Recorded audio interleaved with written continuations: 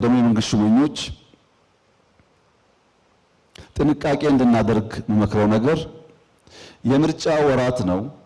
መንግስት በዚህ ምርጫ ሳያሸንፍ ቀርቶ ሊወድቅ ይችላል። ነገር ግን ኢትዮጵያ አትወድቅም።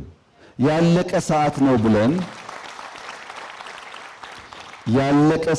ብለን የምናግበሰብስ ሰዎች፣ እጃችንን የምናረዝም ሰዎች፣ ከባለ ሀብቶች ጋር ባልተስተካከለ መንገድ የምንዛመድ ሹመኞች ግዴላችሁም ያልፍና እንተዛዘባለን። እጃችሁን ሰብስቡ። ሌብነት አደገኛ ነገር ነው። ሌብነት አደገኛ ነገር ነው። ለኢትዮጵያ አይጠቅማትም። እኛ የተሰጠን አደራ ለማገልገል ለመስራት ነው፣ ካለን ለመስጠት ነው እንጂ ለመስረቅ አይደለም። ይህን ተግባር የምትፈጽሙ ሰዎች ምናልባት ዘመን ተለውጦ ህፍረት እንዳይመጣ ጥንቃቄ እንድታደርጉ ምክር ቢጤ መለገስ ፈልጋለሁ። ስለተሰጠኝ እድል እጅግ አድርጌ አመሰግናለሁ። ለተሰራው አከብራለሁ፣ ለጎደለው ደግሞ በጋራ እንድንሰራ ጥሪ ያቀርባለሁ። አመሰግናለሁ። በጣም ያንዳንዱ ሚነዝር ሰውነታቸው ላይ የሆነ ንዝረት የሚሰማ ነገር አለ። ውስጥ ቁጭት ምናምን ተሰምቷቸዋል። ያንዳንዳቸው አብይም ይሰማል የተወሰነ ያጋጣሚ ምእመኑን ማህተም እየታየ አንገቱ ላይ ይሄ ሲሆን አብይ አህመድ ወጥቶ የሚለው ገና በጥፊ ትሞታላችሁ ነው የሚለው። ደጋግመን አሰምተናቸዋል። አዲስ ነገር አይደለም። የቤተ ክርስቲያናት መቃጠል ይቀጥላል ነው ያለው። ይህን ስርዓት ለመታገል በቂ ብቻ አይደለም፣ ከበቂ በላይ ምክንያት አለና እያንዳንዱ አካል ይታገል የሚባልበትን ሪዝን ላልተረዳችሁ ሬድዋን ሁሴን ይሄ ንግግር አይቆረቁረው። ወራቤ ላይ ክርስቲያኖች እየተገደሉ ቤተ ክርስቲያኖች ወደ መስጊድነት እንዲቀየሩ ፕሮጀክት የያዙ አካላት ስልጠና ወስደው አመራር እየተቀበሉ ወደ ዘመቻ መግባታቸው በአደባባይ እየተናገሩ ይሄ አያማቸው። ይሄ የመንግስት የሚባለው አካል ፕሮጀክት ነው። ይሄ ሰው የዘመረ ካሴ ሀዲያ ነው እንደሚመስለው። አረ ፋንድያ ነው የሚላሉ በሱ ቤት በቃ ፋንድያ ብሎ ሰው ፋንድያና ሀዲያን እንኳን ለይቶ የማያውቅ ባልቴቴ ያለኝ በእኔ አፍ መጠራት ራሱ እንደ ሪፈራንስ ተጠቀምበት። ማርያማዊት እኮ ስሜን አንስተዋለች ብለህ እንደ ሪፈራንስ ተጠቀምበት። በእኔ አፍ መጠራት እንደ ትልቅ ክብር እንደ ትልቅ ፕሮሞሽን አድርገህ ቁጠረው። እግዚአብሔር አምላካችን ምድራችንን ሰላም ያድርጋት። ባንዲራውን አንሱት፣ ባንዲራዋን አንሱት። የኢትዮጵያን ባንዲራ አረንጓዴ፣ ቢጫ፣ ቀይ የኢትዮጵያን ባንዲራችንን እናንሳው። የአማራ ክልል እንዴት የክልሉ አንጻራዊ ሰላም የመጣው ለህዝብ መስዋዕትነት በከፈሉ ጀግኖች ነው። አረጋ ሲሳይ የብልጽግና ማለት ነው። ምን ማለት ነው ይሄ? አማራ ክልል ሰላም ሆኗል፣ እኛ ነን ሰላም ያልተደረገው። አማራ ክልል ሰላም ነው እያሉን ነው። አረጋ ከበደ እርምጃ እንወስዳለን፣ በአማራ ክልል ፋኖን እናሸንፈዋለን ብሏል። ልዩ እርምጃ፣ ልዩ ኦፕሬሽን እንጀምራለን። ምንድን ነው የሚለው? በቀጣይ ጠንካራ፣ በቀጣይ ነው የሚለው የትላንት ነው። በቀጣይ ጠንካራ ህግ የማስከበር ስራ ይከናወናል። ኮቴሽን ውስጥ ነው። ርዕሰ መስተዳድር አረጋ ከበደ። እነ ሬድዋን ሁሴን ከህመሙ ሳያገግም ወደ ሚዲያ ያመጣው ምንድን ነው ካላችሁ፣ በቴዲ አፍሮ ዘፈን ስርዓቱን የሚነቀንቅ ሁኔታ ተፈጠረ ነው። ደሞዛቸውን ሊያቋርጥ የሚችል፣ ስልጣናቸውን ሊያሳጣ የሚችል፣ ወንበራቸውን ሊነቀንቅ የሚችል ሁኔታ ሊፈጠር ይችላል የሚል ጭንቀትና ስጋት። በጣም የሚገርም ሁኔታ የ50 ዓመት ክስ ይዘው መጥተዋል ሁሉ። የቴዲ አፍሮ ዘፈን ከወጣ በኋላ አብይ 2-3 ጊዜ ነው የዛተው በሚዲያ። ሬድዋን የብሔራዊ መረጃና ደህንነት ኃላፊ ነው፣ እሱ ወጥቶ ዛተ። እነ ተመስገን ጥሩነህ ዛቱ። እያንዳንዳቸው ፉከራ ውስጥ ገብተዋል። እሪ እያሉ ነው የሚገኙት። አብይ አህመድ ይወድቃል፣ ለምርጫም አይበቃም። አብይ አህመድ እንቁጣጣሽን አያይም፣ አዲስ ዓመትን አያይም። ይወድቃል መንግስቱ። እንዳትረሷቸው እነዚህን አታላዮች እንዳትረሱ። አገርህን ያፈረሱ፣ አንተ እያለቀስክ እነሱ የሳቁ፣ አንተ ተርበህ እነሱ የጠገቡ፣ አንተ ደይተህ እነሱ የበለጸጉ፣ በአንተ መቃብር ላይ ዙፋን የሰሩ እንዳትረሳ ኢትዮጵያ ህዝብ። ሌብነትንም እየተበቀላችሁ እንዳለ ከተማ ውስጥ ሌባ የለም አይደል? ለምን መሰለ? መንግስት ራሱ ሌባ ስለሆነ፣ ስልጣን ላይ የተቀመጡት ራሱ ዘራፊዎች ናቸው፣ ሌቦች ናቸው፣ ተናጣቂዎች ስለሆኑ ሌቦች ራሱ እነዚህን ፈርተው ተደብቀዋል። ከተማይቱ ደህንነቷ የተረጋገጠም ሆኖልናል። ሰማችሁ? እነዚህ ሰዎች አማራ ክልል ላይ የሚፈጸሙ ወንጀሎች ትዝ አላቸው። አማራ ብልጽግና የገባበት ችግር ራሽናላይዝ ማድረግ ይፈልጋል። የኔ አይደለም ችግሩ።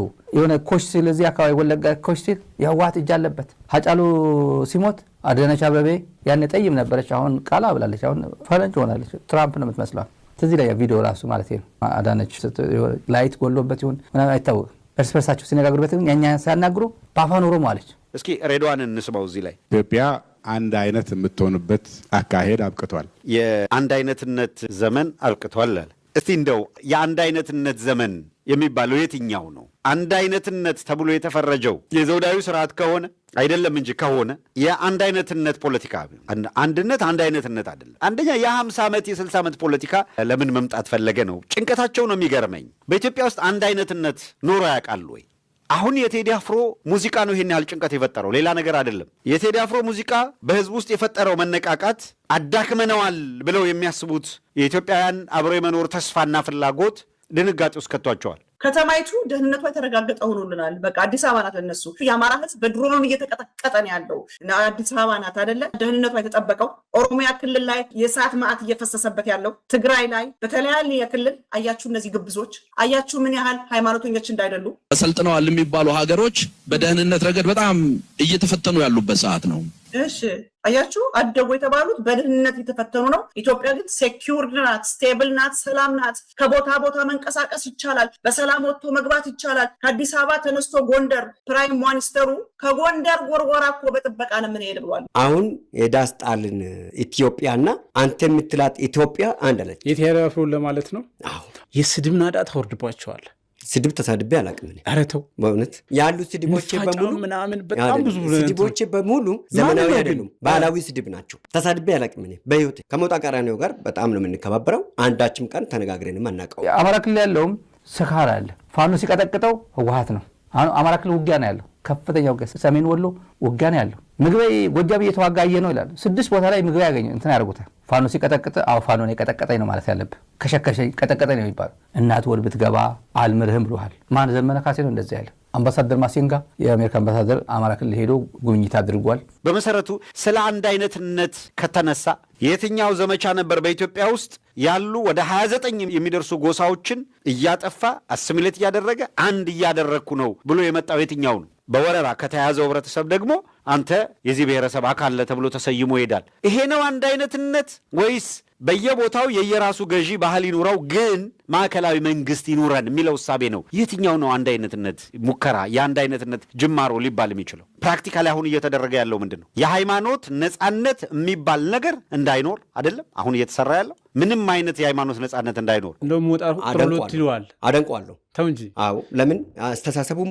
ሁሉም ነገሩ ራሽናል ነው። ይሳደባል፣ በጣም ብዙ ያዋርዳል ነው ወይስ ደግሞ ሁሉንም እምነት ሁሉንም ብሔር ሁሉንም ሰው እኩል ከፍ ዝቅ ስላረገ ነው አቋም አለው የምትለው? ዮኒ ማኛና ሞጣ ቀራኒዮ በምንም ታምር አይገናኙም። ሀያና ፈረስ ናቸው። ኢማጂን ከጎንደር ጎርጎራ ማለት አስቡት እንግዲህ ከአዲስ አበባ ደብረ ዘይት፣ ከአዲስ አበባ ተነስተህ ናዝሬት እስኪ ደረትነት ትሄዳለህ በሰላም ሳትሰጋ። ተመልከቷቸው እነዚህን ግብዞች አያችሁ። እነዚህ ናቸው የአብይ አህመድ ጴንጤዎች። አንዳንድ ወዳጆቻችን አዲስ አበባ መጥተው ለመኖር አፓርታማ ገዝተው የመኖሪያ ፈቃድ ቢኖር ብንኖር ደስ ይለናል። ሰማችሁ? የመኖሪያ ፈቃድ በኖርና ኢትዮጵያ እጅ የዓለም መንግስታት ኢትዮጵያ ትሄዱ እያሉ መግለጫ እያወጡ ሆዳቸው ስለጠገበ እርስ በርሳቸው ቅልጥም ስለሚበሉ እርስ በርሳቸው በጫማና በልብስ ፉክክር ስላላቸው ሰርክላቸው የነሱ ሰርክል ብቻ ስለሆነች የበለጸገችው ዓለም ሁሉ እንደነሱ ይመስላቸዋል። አሜሪካን ኢንቨስተሮች ወደ አማራ ክልል እንዲመጡ ክልሉ ጥያቄ ያቀረበ ይላል። ኢማጂን የአሜሪካ ኢንቨስተሮች አማራ ክልል ሄደው ኢንቨስት እንዲያደርጉ የት ማቸካላ፣ አማኑኤል ምናምን ፋኖ የሚንቀሳቀስበት አካባቢ እና የራሱ ሎካል ኢንቨስተር ሸሽቶ እየወጣ የአሜሪካ ኢንቨስተር ወደ አማራ ክልል ኢንቨስት ጥሪ ያደርጋል። ክልሉ ቀላል እኮ አይደለም፣ ፕሮፓጋንዳቸው ቀላል አይደለም። ዮኒ ማኛ ዮኒ መጋኛ ብዬ ነበረውላ ጅኒ መጋኛ ነው እንጂ ለኢትዮጵያ ብሔር ብሔረሰቦች በሙሉ መፋጀትና መገዳደል ለሀገራችን ውስጥ ለሚገዳደሉት ሁሉ ዋነኛው ምክንያት የሚሆነው ዮኒ ማኛ ነው። ጂኖሳይድን በማወጅ ብሔርን ከብሔር ጋር ማጣላት። የአማራ አንድ ብሔርተኛ የብሔር አቀንቃኝ ፖለቲከኛ ይወጣል፣ መርዝ ይረጫል፣ 200 ሰው እዛ ጋር ያስረችናል። አንድ አይነትነት በማን ነው እየተፈጠረ ያለው? ማን ነው አንድ አይነትነትን እያመጣ ያለው? የኢትዮጵያ ኦርቶዶክስ ተዋሕዶ ቤተክርስቲያን መጥፋት አለባት የሚለው ምን ለመፍጠር? ጊዜው የኛ ነው የሚሉ ፓስተሮች ነቢያት የሚሏቸውን ምናምን የፈለፈለው ማን ነው? አብይ አህመድ ከመጣ አይደለም? በጃንሆይ ዘመነ መንግስት የሚሉ በአጼ ቴዎድሮስ ወደ ኋላ ተመለስ። ሃይማኖት የግል ናት፣ አገር ግን የጋራ ነው። አጼ ቴዎድሮስ ያሉት አጼ ምኒልክም ያንኑ ነው ያስቀጠሉት። ማን ነው አንድ አይነትነት እየፈጠረ ያለው? አብይ ወደ ስልጣን መምጣቱ ጋር ተያይዞ የሚጎፈሉት ሰሞኑንም ያዙኝ ልቀቁኝ እያሉ ያሉት አካላት ምንድን ነው እያሉን ያሉት? ማንን አጥፍተው ነው እነሱ የአገሪቷን ሃይማኖት ወጥ አድርገው አንድ ሃይማኖት ብለው ለመጫን የተነሱት? ማንን ነው? የአብይ አህመድ መንግስት ነገ ጠዋት እንደሚወድቅ አልተረዱም።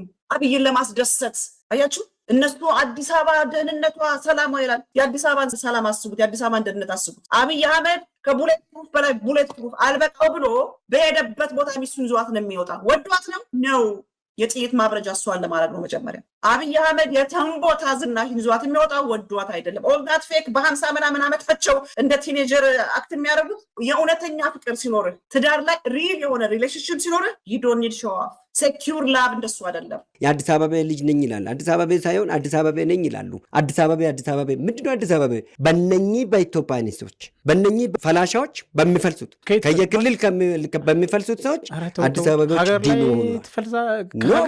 ፍልሰት አለ። በፍልሰት ሀገሩ አይደል እንደ ፍልሰት ሀገሩ አማኝ የዚህን ዓለም መዋቅር ከያዘ ዳኛ መሆን አለባችሁ እንጂ ፖለቲከኛ መሆን አለባችሁ። እያንዳንዱ መዋቅር ከ100 ዓመት በኋላ ምናምን የጠቅላይ ሚኒስትር ሆንን አለ፣ በሃይማኖት ማለት ነው። ከዛ ፖለቲካና ሃይማኖት የተነጣጠሉ አይደለም፣ ፖለቲከኞች ሁኑ፣ ሃይማኖተኞች። ከዛ ምን አለ፣ የአገሪቷ መሪ ሁኑ፣ ዳኛ ሁኑ፣ ፖሊስ ሁኑ፣ ምናምን በሉ፣ እናንተ ያዙት፣ በቃ በሃይማኖት እንምራው። አሁን መጣ ያዝ ነው ይላል። አይ ከዚህ በፊት ነግረናቸዋል። አብይ ሰብስቦ ፓስተር ነቢያት የሚባሉትን ሰብስቦ አንድ ጊዜ ወደ ቤተ መንግስት ገብተናል፣ አንድ ጊዜ ይዘነዋል ነው ያላቸው። ከዚህ በኋላ ከቤተ መንግስት ተን ከወጣን እናንተ ናችሁ ተጠያቂዎች ናቸው ያላቸው። አሁን